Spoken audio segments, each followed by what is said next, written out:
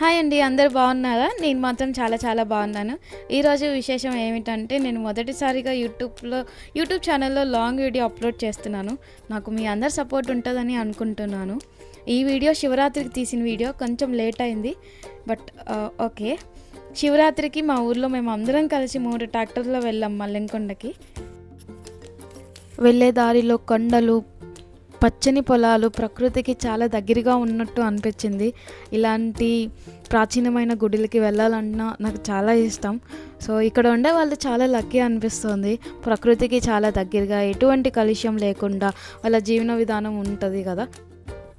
ఈ ప్రయాణం చాలా భయంకరమైనది. చుట్టూ నల్లమల్ల అడవులు, ఆ కొండల మధ్యలో వెలిసిన మల్లెంకొండేశ్వర స్వామి క్షేత్రం, దట్టమైన అడవి, జలపాతాల మధ్య వెలిసిన ప్రసిద్ధి గల శివాలయం అన్నమాట ఇది. సో ఇక్కడ అందరూ కూడా ఎవరి బ్యాగేజ్ వాళ్ళే మోసుకొని కొండపైకి వెళ్ళాలి. మనకి ఎటువంటి సదుపాయం ఉండదు. ఎవరు వాటర్ వాళ్ళే తీసుకెళ్ళాలి. మధ్యలో ఏమీ కూడా దొరకవు మనకి కొండల మధ్యలో. సో ఓన్లీ ఇది బాగా ఫేమస్ ఎప్పుడు అంటే శివరాత్రికి ఒక్కటే. సో శివరాత్రికి ఒక్కటే అక్కడక్కడ కొంచెం ఐస్ క్రీము, వాటర్ అలా ఏదన్నా కొంచెం అవైలబుల్ ఉంటుంది. అది కూడా పై కొండ మీదకి ఎక్కే కొద్దీ మనకి రేట్ అనేది పెరుగుతూ ఉంటుంది. సో మీరు చూస్తున్నారు కదా వీడియోలో, ఎవరు బ్యాగ్ వాళ్ళు మోసుకొని వెళ్తున్నారు. కొందరు నడవలేక కట్టెలు పట్టుకొని కూడా నడుస్తూ ఉన్నారు. కొండపైకి ఎక్కేసరికి శివపార్వతుల కళ్యాణం జరుగుతూ ఉన్నింది. కళ్యాణం అయితే చాలా బాగా జరిగింది.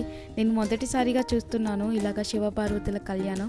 అన్ని కొండలు ఎక్కి చివరిగా మనం కళ్యాణం టైంకి వచ్చి మనస్ఫూర్తిగా కళ్యాణం, దర్శనం ఇవన్నీ చేసుకుంటే మనం ఎంత దూరం నుంచి వచ్చామో అని కూడా మనకు అస్సలకి గుర్తుండదు.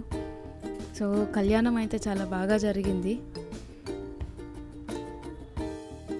ఇక్కడ పూజ చేసే పూజారి వారైనా సరే, ఎవరైనా సరే ఇక్కడ కొండ మీదకి పైకి ఎక్కి రావాల్సిందే. 3 కొండలు ఎక్కి దిగి. ఇక్కడ ఎటువంటి రోడ్డు మార్గం ఉండదు. అలాంటే కటిక పేదవారైనా సరే, అలా అయినా డబ్బు ఉన్నవారైనా సరే, ఎవరైనా సరే 3 కొండలు ఎక్కి దిగి రావాల్సి ఉంది స్వామి దర్శనానికి. ఇంత దట్టమైన అడవిలో, నల్లమల్ల అడవుల్లో ఎటువంటి పాము కానీ, చీమ ఏమీ లేవు. అంత స్వామివారి అనుగ్రహం. సో ఏదైనా అంటారు కదా, శివుని అనుగ్రహం లేనిదే చీమ కూడా పుట్టదు అని. అది మటుకు నిజం. ఇక్కడ స్వయంగా వెలిసిన శివయ్య కదా. సో పైన కప్పు వేసినా కానీ తెల్లారి కల్లా కప్పు పడిపోయేదంట. సో ఇప్పుడు కూడా అక్కడ చెక్కలతో పై భాగానికి ఉంది తప్పితే అక్కడ ఏది స్లాబ్ వేసింది కాదు. సో ఇక్కడ మనకి ఊరేగింపు జరుగుతూ ఉంది స్వామివారిది. కళ్యాణం అయిపోయిన తర్వాత ఇవన్నీ కూడా పైకి వాళ్ళు మోసుకొని వచ్చినవి. ఇక్కడ ఎటువంటి ట్రాన్స్పోర్ట్ లేదు పైన కొండ మీదకి. ఇవన్నీ కూడా పైకి మోసుకొని వచ్చినవి. సో అక్కడ కూలి వాళ్ళు ఉంటారంట. మామూలు బియ్యం బస్తాకి 800 అయితే వాళ్ళకి ఇంకొక 800 అట్లా ఇస్తే ఎక్స్ట్రాగా వాళ్ళకి పైకి తీసుకొని వస్తారంట.